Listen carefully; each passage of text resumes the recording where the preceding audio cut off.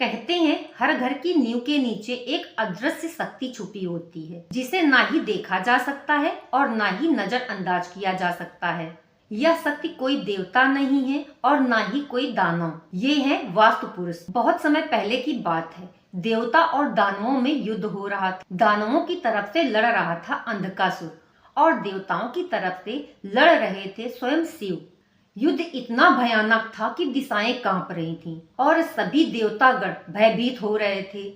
इसी बीच शिव के ललाट से एक पसीने की बूंद टपकी जो दिव्य ऊर्जा से भरी हुई थी। जैसे ही वह बूंद पृथ्वी पर गिरी तभी एक विशालकाय प्राणी का जन्म हुआ जिसका न ही आकार सीमित था और न ही भूख। उसने पल भर में ही आकाश को ढक लिया। सभी देवता भयभीत हो उठे और दौड़ करके ब्रह्मा जी के पास गए और बोले, प्रभु ये जीव तो हम सबको खा जाएगा, कुछ कीजिए प्रभु।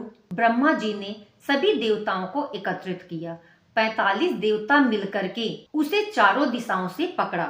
इंद्र ने दायां हाथ पकड़ा तो अग्नि ने मुख और वक्ष दबाया, वरुण ने नाभि और पेट तो वायु ने भुजाएं पकड़ी, यम ने चरण पकड़े और कुबेर ने कमर।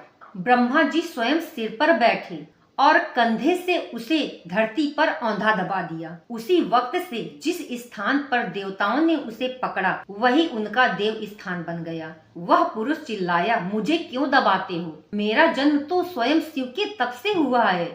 तब देवताओं ने कहा, तुम्हारा शरीर इतना विशाल है कि तुम दिशाओं का असंतुलन बिगाड़ दोगे, लेकिन हम तुम्हें दंड नहीं देंगे, तुम्हें स्थान देंगे।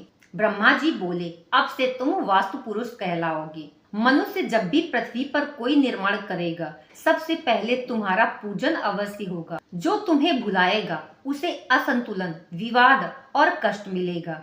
उसी दिन से वास्तु पुरुष धरती पर औंधे लेटे हैं। उन्हीं के शरीर पर देवताओं का वास है और वहीं से जन्म हुआ वास्तु शास्त्र का। आज भी जब किसी मंदिर, भवन या घर का निर्माण होता है तो पहली पूजा वास्तु पुरुष की होती है, क्योंकि जब नींव मजबूत होगी तभी तो जीवन मजबूत होगा।